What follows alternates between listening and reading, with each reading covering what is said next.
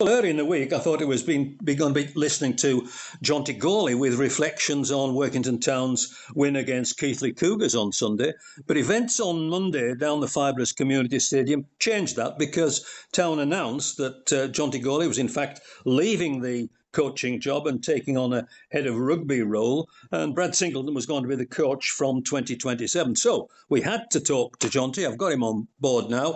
Jonty, thanks for joining us. I believe it came as a surprise when it was announced, but it's something you've been thinking about for a while. Hiya, John. Yeah, thanks for having us on, mate. Yeah, well, it is, to be fair. When I first signed my contract at Workington, initially the board of directors wanted us to do a 3-year contract. I actually signed a 2-year with a view to a 3rd year because I sort of knew back then I've had a change in jobs 3 years ago, and I don't get the time off that I need now regarding credit time and such like, because obviously for the last 13 years, for 10 months of them years, every 3rd week I put 2 half days in or credit time to get us to training. So it's been a lot of credit time and leave over the years, and that my circumstances have changed at work, and now I can't fully commit to get to every session. So if I can't do that, John, I probably wouldn't. Well, I can't be a head coach if I can't get every session, mate. And I just isn't in us regarding that side of things. And obviously, I did tell my wife Marie that I would finish when I'm 50, and I was 55 through the week. So that's another factor. She's had a bonus there, then. Yeah, she has. Yeah. Now, talking about work, you've had a very supportive wife over the years. That goes without saying. But I think the arrival of grandkids does put a bit more pressure on needing family time as well. Yeah, because I've got 3 grandkids now. I've got a new 3-week-old granddaughter to go with my 2 grandsons who are both 2-year-old, and yeah, and Marie has put up with a lot, and I couldn't have done it without their support all this time, because I've coached previous to semi-pro as well. So it's nearly 25, 27 years I've done this for now. So the support's been great at home, and yeah, even on like my shift pattern, I only get 1 weekend off in 3.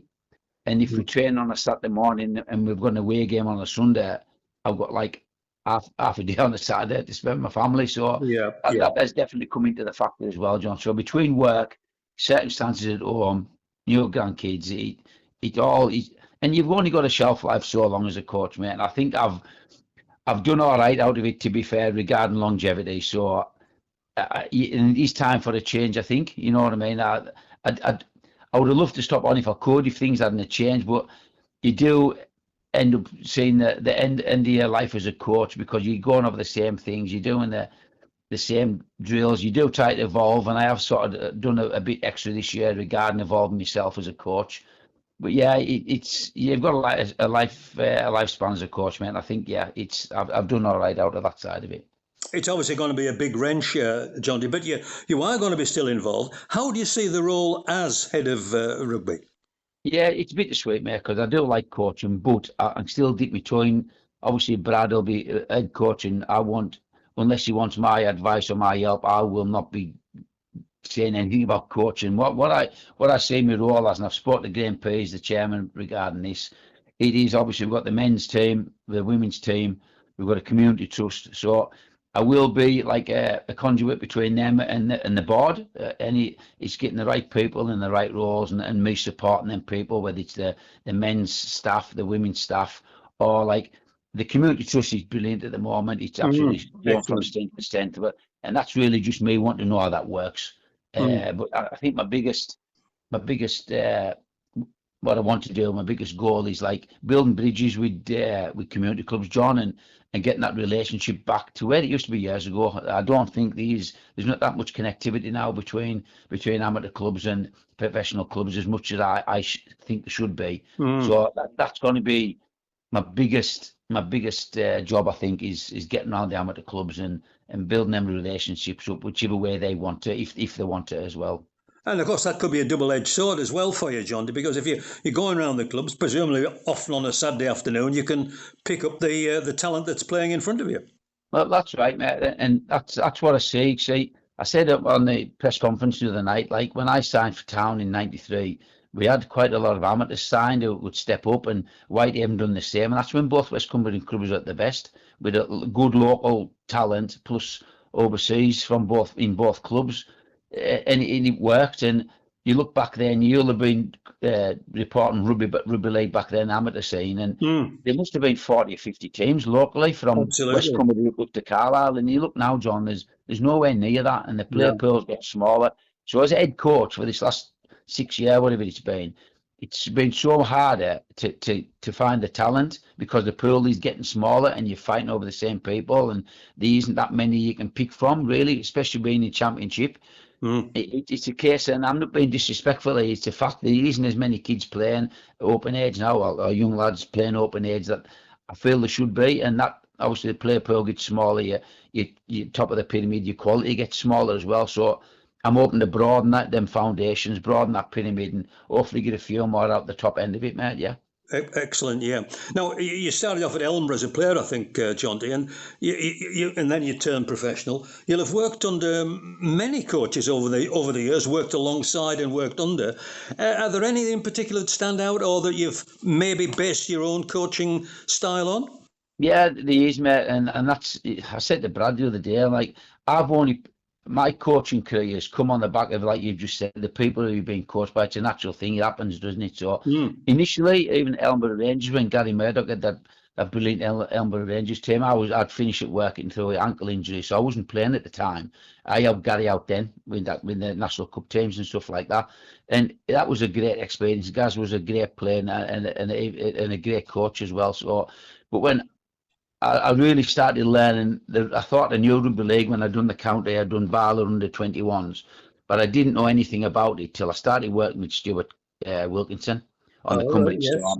Yep. That's when I realised, mate, I've got a lot to learn here. And Stuart was a brilliant mentor. I think I worked with Stuart for 2 years, 3 years, was it? That was on the back of doing Workington Town scholarship. They went in, the Cumbria Storm was formed by the RFL, and the Workington put me forward to go and coach on it, which was brilliant for me. And then so I can't thank Stuart enough. When Stuart left, it was Dave Clark, and I learned a lot off Dave Clark as well. But that was only for a minimum time, because I'd done my level 3 coaching course, and that's when I met Phil Vivas for the first time on the coaching course. And when Phil got there, I wouldn't say we were in contact a lot, but when Phil got the Workington job in 2014, whatever it was, 13, he phoned us and asked us if I would be his assistant coach, which absolutely shocked us. I didn't think I was ready for that, but he said I was, and he would like us with me local knowledge to go and help us. So I've already spoken to Stuart and Phil this week and thanked them both for being like the mentors were. So them two especially, and Phil Stuart was great for the grassroots, and he's done what he's done. He's a level 4 coach himself, Stuart. So he put the foundations in, and the principles and the cultures into us, where I got into the nitty gritty of coaching a pro level through Phil, and he learnt us what it took to be that coach at the end of the day. So them two fellas I can't thank enough, and I like to say I've been in touch with them this week and thank them both personally for what they've given me, a bit of a foundation. So yeah, you pick everything up, and I still use things that Phil and Stuart and him, Gary Murdoch, learnt us at the start. I use that weekly, just in my views and how to coach. So that's great to hear. That's good to hear that, Jonty. I like that. Now then, what are the highlights of your 2 seasons? We'll call it 2 seasons. I know we've about 5 to go. Yeah. What are the highlights, would you say, of the 2 seasons at Town? And also, this sometimes managers and coaches, have you any regrets in that time as well? No, I haven't any regrets in my coaching career, John. It's rugby. There's ups and downs. I understand that, and there's things you don't want to do and things you want to do, and yeah, everybody wants to win things. But the main thing is getting a player in and improving that player, mainly as a person, hopefully, and then the rugby side comes on the back of it. It's all about culture and standards, and if you can do that and improve people as well as rugby players, that you've done a job. Now, in the last 2 years, that last year was absolute. It was brilliant, mate, because I come to the club when it had been like underperforming. Yeah, and I'm not saying about the coach. I've done this. We've done it ourselves this year, haven't we? We've underperformed, but I thought we turned the club around a bit last year. A bit of influx of a couple of different players and my style of coaching, and we got picked at the post for the league against North Wales. So last year, all of last year was brilliant, mate. We had the Lee in the Challenge Cup. We got some real good ding dongs against the top sides in the league, and you know what I mean. We sort of lost it. We got beaten by Midlands at home. we drew with them away, and you know what I mean. North Wales pipped us at the post at home. So it was a great year, mate. It really was, and the lads were brilliant. And even this year, we've had some good results. We've run Widnes close, we've run Midlands close at home. We're 4 minutes off beating Oldham. We've played St Helens in the Challenge Cup. Yes, it was what it was, but it's an occasion for the club. Just on Sunday there, that just the club do everything right, mate, because the charity day on Sunday was a massive, massive success. That's you know what great. I mean? Yeah, It was a yeah, brilliant day at the club there.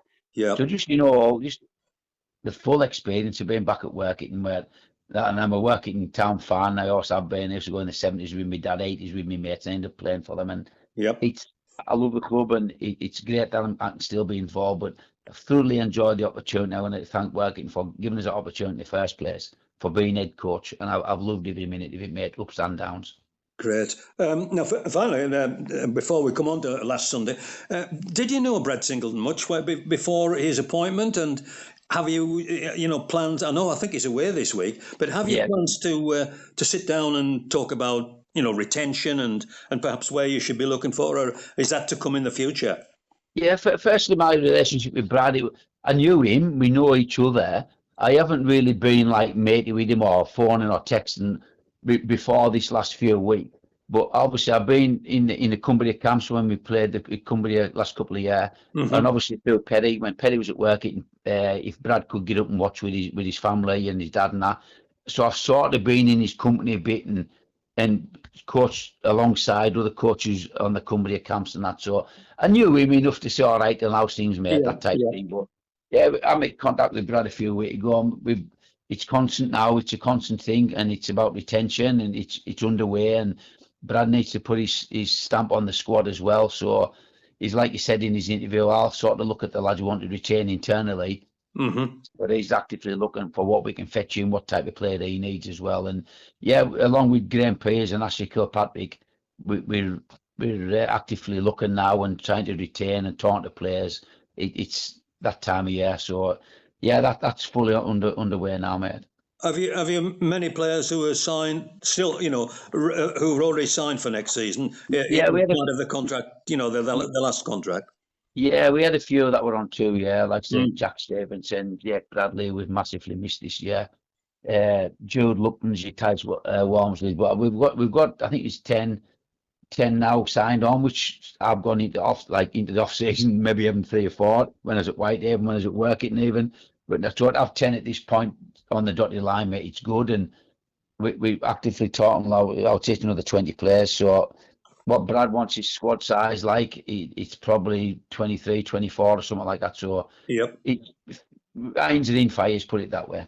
You mentioned 2 names there that just came out in the conversation there, Jude Lupton and Tice Warmley. Both of them have been playing on Saturdays as well in the Cumbria Conference. That has got to be a good idea when you haven't got a second string and when they're not playing in the first team. Well, 100%, John. I can remember when I was doing the scholarship at Workington, it was Martin Ogilvie, Mararogi, and Charlo doing the first team. You remember him, Jack Gaskill, signed a great kid with a great future. Yep. But there was no JR back to amateur clubs, and Jack got a few games to town, don't get on, but he was never going to get the game time he wanted because we didn't have a reserve side, and they were a good side at the time. So for a young lad, it was sort of like he signed and he didn't get to play rugby because at the end of every week, mate, I don't care what it is, they want a game of rugby. They've trained 2 or 3 times. At the end of the Saturday or Sunday, they want a game. So this, going back to your amateur club, is brilliant, especially for young lads like that. You know what I mean? So anybody who hasn't had a game, I've got Jack Ainley got back to Kells at times. So I'm actively supporting that because he's giving my players game time on a Sunday as well, Saturday as well. So if they need called up, you look at Tice, what Tice is doing when he's only played 2 or 3 games or whatever, 4 games. Yeah. But he's never took a back step, and I think that has a lot to do with him playing games at Kells in between. Right. Let's finish off with a look back at Sunday, Jonty. A good win over Keighley. Yeah, it was. We've been struggling for a bit of form, as everybody knows, John, but we had a great win against Sunset at home. We had an away fixture against a very good Sheffield side who's hit a bit of form now. They've got Greg Eden back in the game and in the team, and he's a handful. And we went down there and we would match them for the first half. And I know it's 80 minutes, mate, but it was a positive. We've been beat sometimes this year where it hasn't been a positive.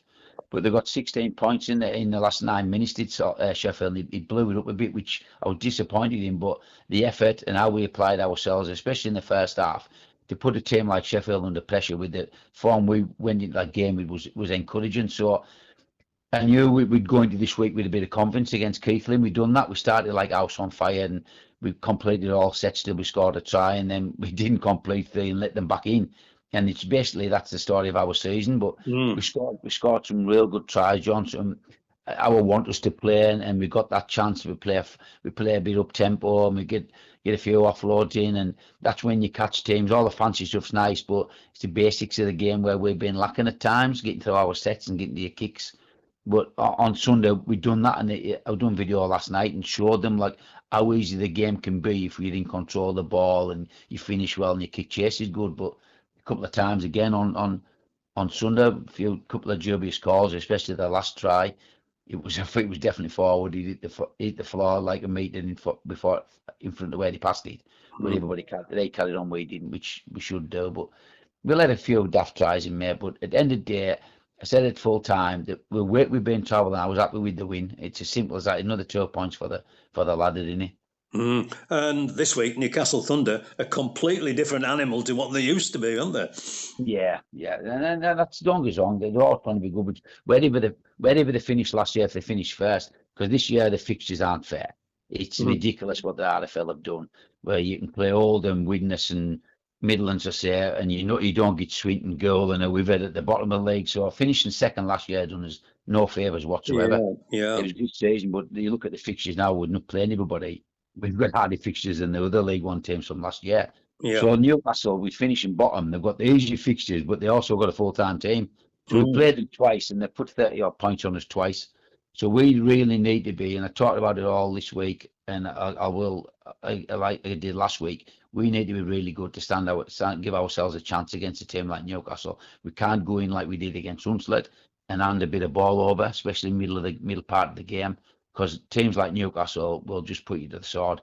So we need to be like squeaky clean with the ball and how we finish our sets, because I'm not saying that, you know what I mean? Anything can happen. If we have a good performance, mate, normally the result takes care of itself. And if we play well, that's all I need. And I get the effort, 100% effort.